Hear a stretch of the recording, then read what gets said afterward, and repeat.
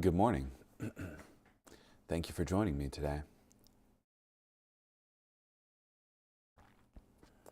This morning we'll be in Luke chapter 5, verse 29, through chapter 6, verse 11.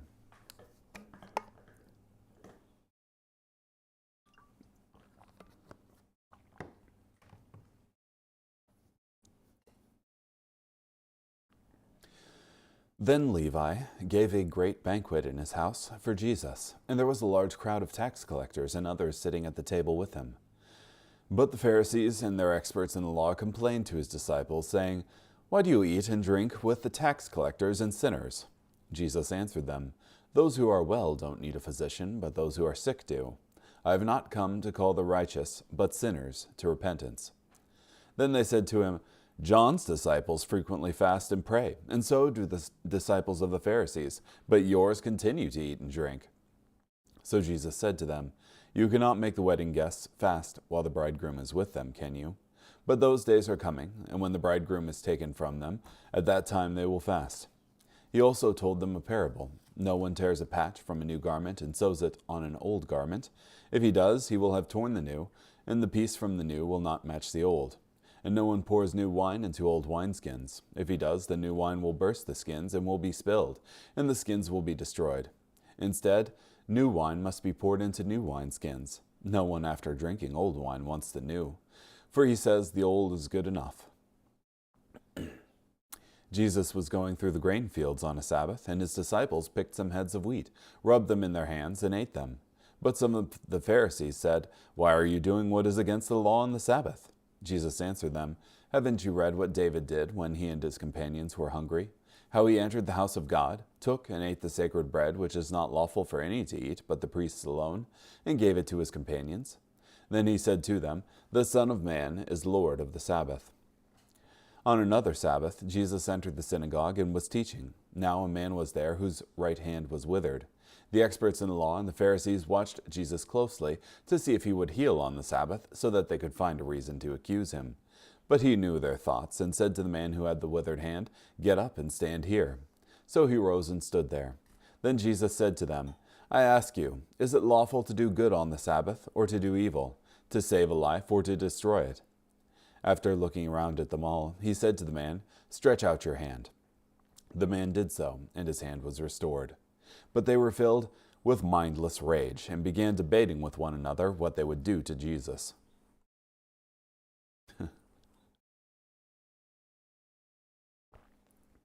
That's a a good phrase there, filled with mindless rage. Yeah, they hated him without a cause.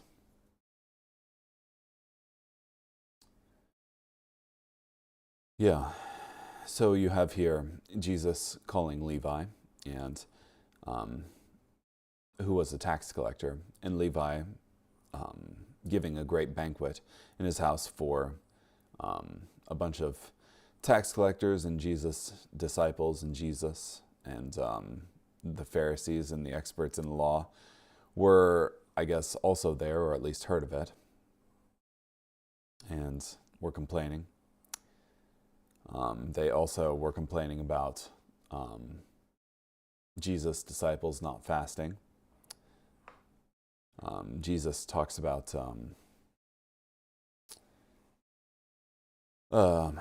two parables with a garment that has a patch sewn on it and wineskins. And then you have, on a separate day, the disciples going through the field and picking heads of wheat to eat.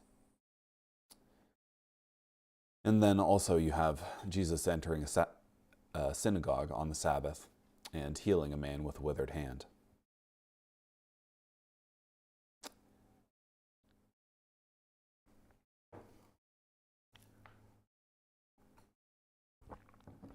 Yeah, there's various things that I think can escape us if we aren't necessarily paying attention to Scripture. And I think one of the things that we should always be looking, well, I guess one of the things that's always on my mind is because of this stupid assertion out there that Jesus was just a good man, a good teacher type thing.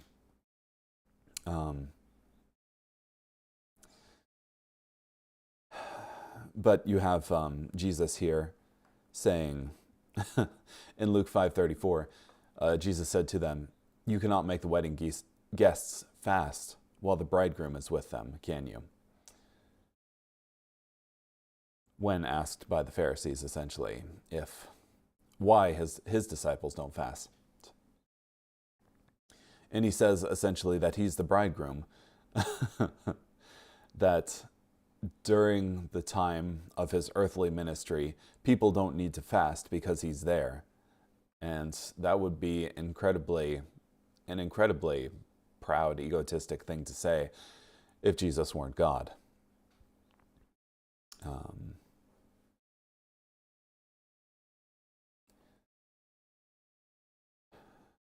And likewise, you have the disciples going through a field here and picking the heads of grain.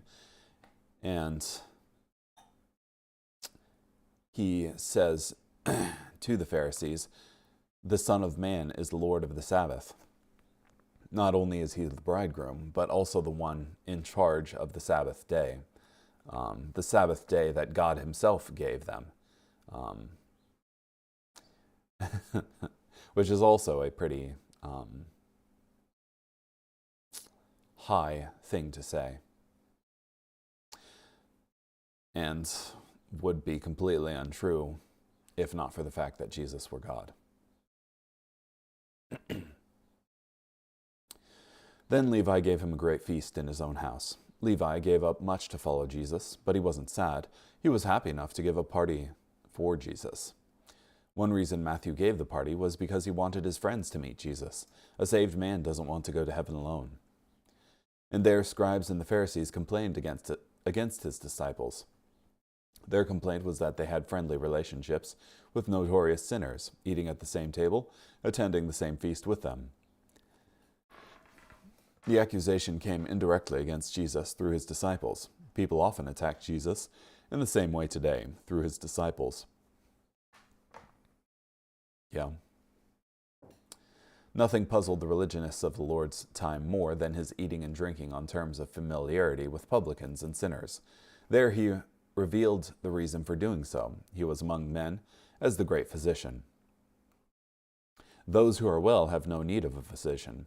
Jesus' answer was both simple and profound. Jesus is the physician of the soul, and it makes sense for him to be with those who are sick with sin. Of course, his critics were also sick with sin, but they refused to see themselves that way. They thought other people were sick with sin, not themselves. There are many possible reasons why a sick person might refuse the services of a doctor. Perhaps you don't know that you are sick. Perhaps you know you are sick, but you think you will get better on your own. You don't know that you need to go to the doctor.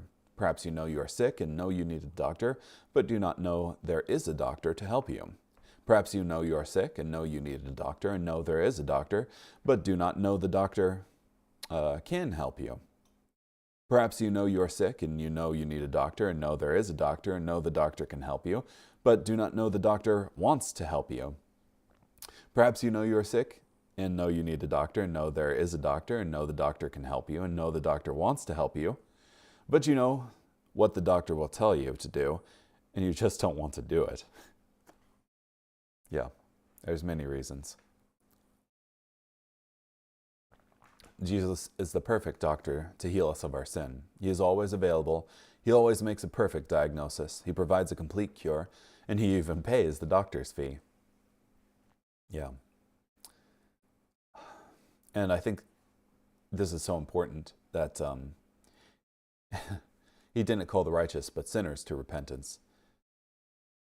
It is vitally important for us to recognize where we stand before God. That is, all as sinners. We've all fallen short of the glory of God. Each of us has turned to our own way. There's none righteous among us, not even one. Yeah, we all stand equally before God as sinners condemned to death. Those who have fallen short of the perfect righteous standard that God requires.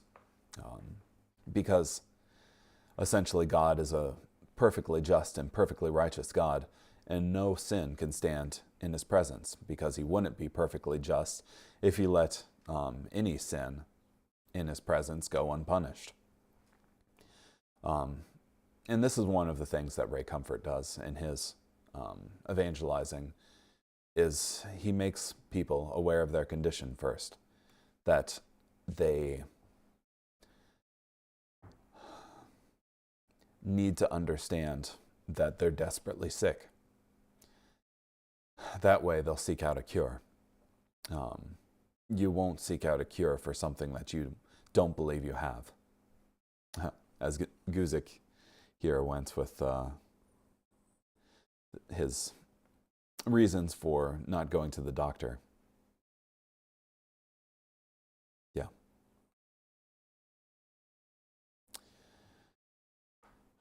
But thanks be to God for his indescribable gift that while we were still sinners, Christ died for us. Yeah. Can you make the friends of the bridegroom fast while the bridegroom is with them? Jesus answered their question with an allusion to the wedding practices of his day. A wedding feast was the most vivid picture of joy and happiness in that culture. During that week-long wedding feast, it was understood that joy was more important than conformity to religious rituals. If any ceremonial observance would detract from the joy of a wedding feast, it was not required. Jesus said that his followers should have this kind of happiness. Basically, they thought Jesus was too happy. When was the last time you were accused of being too cheerful or too happy? According to Pate, there was a popular rabbinic text called the Scroll of Fasting, and in it was a custom that said that fasting was forbidden on certain specific days devoted to joyous celebration of Israel's blessings from God. Jesus appealed to this kind of thinking. But the days will come. There would come a day when fasting is appropriate for Jesus' followers, but at the present time, when Jesus was among them, it was not that day. There's a slight dark note in the words, "The days will come when the bridegroom will be taken away from them." It was as if Jesus said, "They are going to take me away. I threaten their system." It is one of the first slight hints of his coming rejection. But new wine must be put into new wineskins, and both are preserved. Jesus' point is clear. You can't fit his new life into the old forms. This explains why Jesus did not begin a reform movement within Judaism, working with the rabbinical schools and such. Jesus said, "I haven't come to patch up your old practices. I come with a whole new set of clothes." Jesus formed a new institution, the church, that brought Jew and Gentile together into a completely new body. Jesus reminds us that what is old and stagnant often cannot be renewed or reformed. God will often look for new vessels to contain his new work, until those vessels eventually make themselves unusable. This reminds us that the religious establishment of any age is not necessarily pleasing to Jesus. Sometimes it is in direct opposition of his work, or at least resisting his work. Patching up. No one puts a piece from a new garment on an old one. Patching up an old garment with a piece of new garment not only disfigures the new garment, but also causes the old garment to become more ragged than ever, for the new piece has still to shrink, and will then pull the old threadbare garment to pieces. Just as fatal will it be to adapt the principles of Jesus to the old systems. From Gelden Hughes. And no one having drunk old wine immediately desires new, for he says the old is better. Just because people are more comfortable with the old, some assume that it is better. Our modern age is taken with the shiny and new rather than what is old, yet we shouldn't accept or reject anything simply because it is old or new. Jesus came to introduce something new, not to patch up something old. This is what salvation is all about. In doing this, Jesus doesn't destroy the old, but he fulfills it. Just as an acorn is fulfilled when it grows into an oak tree, there is a sense in which the acorn is gone, but its purpose is fulfilled in greatness.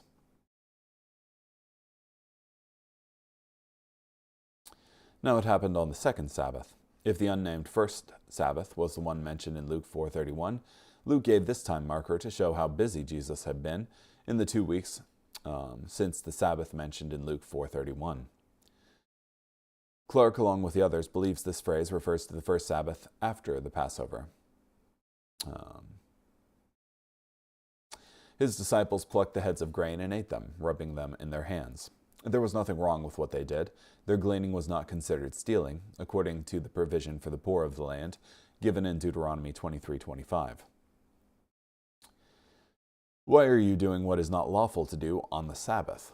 The problem wasn't with the day on which they did it. The problem was with the day on which they did it. The rabbis made an elaborate list of do and don't items relevant to the Sabbath, and this violated one of the items on this list. When the disciples did what they did in the eyes of the religious leaders, they were guilty of reaping, threshing, winnowing, and preparing food. There were, therefore, 4 violations of the Sabbath in one mouthful.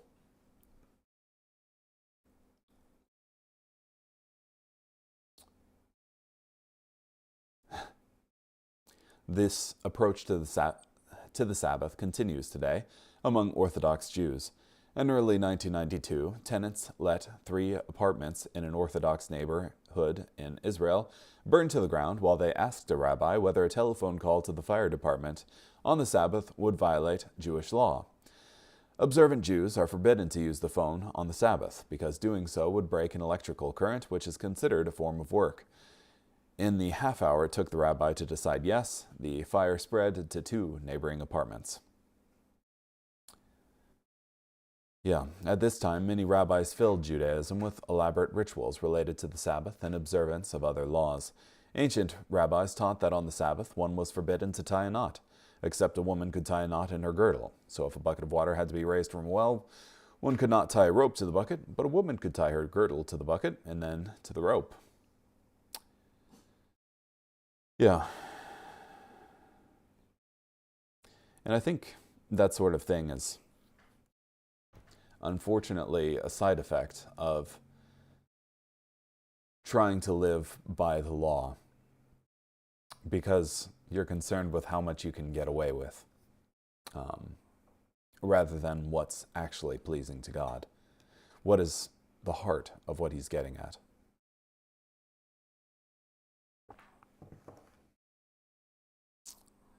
Have you not even read this? What David did when he was hungry. The reference to David's use of the holy bread in 1 Samuel 21 showed the first principle: human need is more important than religious ritual. This is exactly what many people steeped in tradition simply cannot accept. They don't believe that what God really wants is mercy before sacrifice. They don't believe that love to others is more important than religious rituals. They don't believe that sacrifices of God are a broken spirit, a broken and contrite heart. These, O God, you will not despise.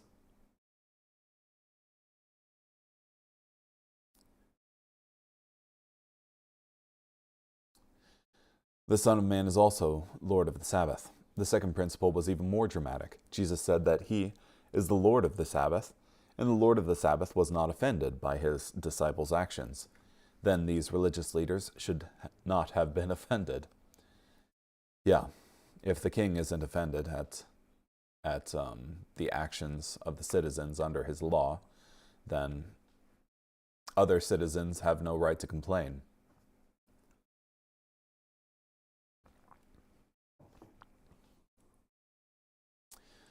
He entered the synagogue. Luke showed the rising resistance to Jesus and his followers, yet Jesus still attended synagogue services and did not forsake the gathering together of God's people, even when we might think he had reason to.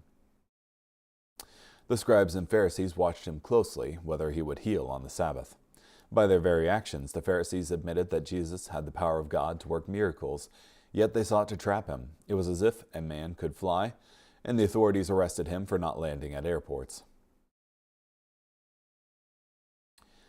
Is it lawful on the Sabbath to do good or to do evil, to save a life or to destroy? In his question to the religious leaders, Jesus emphasized the truth about the Sabbath. There is never a wrong day to do something truly good.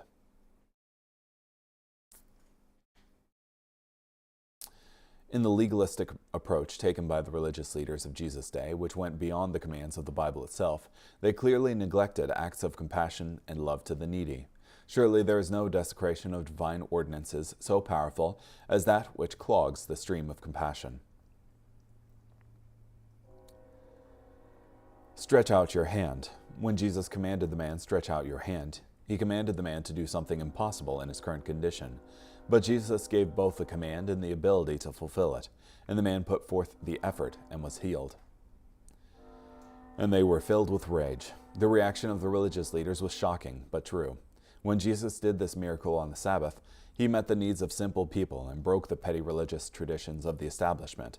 Obviously, their rage and plotting of murder were far greater violations of the Sabbath than the healing of the man's withered hand.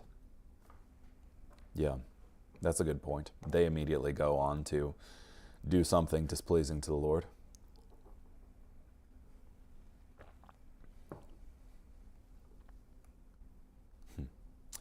Carrying on, Psalm chapter 66, verses 1 through 20. Shout out praise to God, all the earth. Sing praises about the majesty of his reputation. Give him the honor he deserves. Say to God, how awesome are your deeds. Because of your great power, your enemies cower in fear before you. All the earth worships you and sings praises to you. They sing praise to your name. Come and witness God's exploits. His acts on behalf of people are awesome. He turned the sea into dry land. They passed through the river on foot. Let us rejoice in him there. He rules by his power forever. He watches the nations. Stubborn rebels should not exalt themselves. Praise our God, you nations. Loudly proclaim his praise. He preserves our lives and does not allow our feet to slip. For you, O God, tested us. You purified us like refined silver. You led us into a trap. You caused us to suffer. You allowed men to ride over our heads. We passed through fire and water, but you brought us out into a wide open place. I will enter your temple with burnt sacrifices. I will fulfill the vows I made to you, which my lips uttered and my mouth spoke when I was in trouble. I will offer up to you fattened animals as burnt sacrifices, along with the smell of sacrificial rams. I will offer cattle and goats. Come, listen, all you who are loyal to God. I will declare what he has done for me. I cried out to him for help and praised him with my tongue. If I had harbored sin in my heart, the Lord would not have listened. However, God heard. He listened to my prayer. God deserves praise, for he did not reject my prayer or abandon his love for me.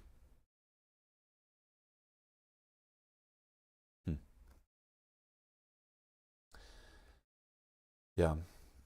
Psalm 66, verse 6 stood out to me in that he turned the sea into dry land. They passed through the river on foot. Let us rejoice in him there. You have two instances of God's miraculous provision for his people.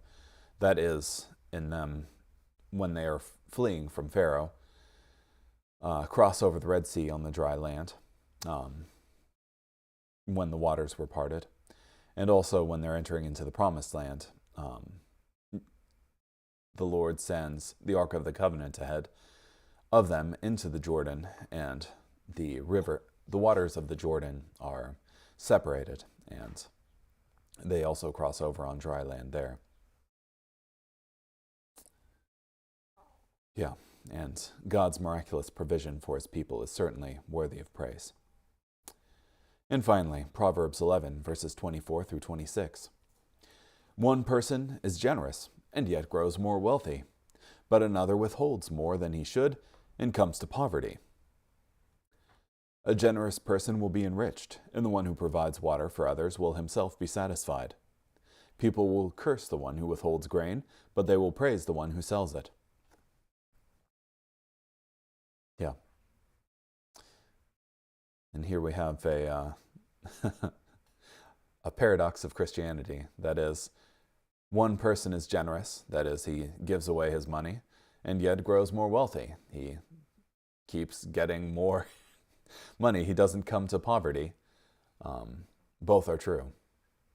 But another withholds more than he should. He's saving it up, he's storing it for himself, and yet he comes to poverty. ultimately ending with nothing. So, interesting. God is ultimately the one who holds all the resources of this world. And we may think that we are captains of our own ships, deciders of our own destiny. But ultimately, it's the Lord who holds everything in his hand. It isn't the race. It isn't the swift that the race goes to, nor the strong that the battle goes to. But the outcomes of both belong to the Lord. And God has the capacity to give us even more if we're generous with people. That's not to say that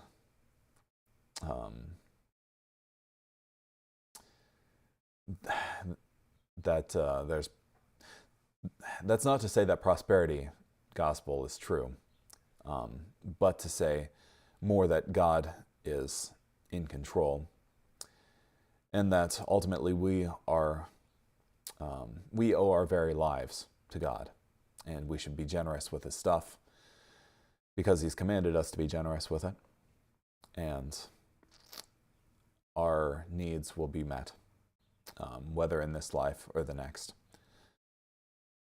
So, a generous person will be enriched, and the one who provides waters for others will himself be satisfied. Yeah. If nothing else, if we're charitable and gracious to other people, we build up favor in their eyes.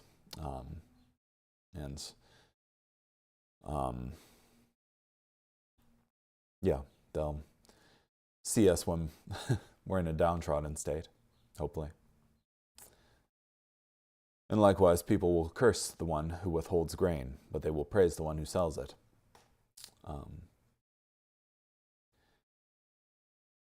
Yeah, it also reminds me of a proverb: do not withhold good when it is within your power to do so. Anywho, thank you so much for joining me today. Hope you have a great day. Bye.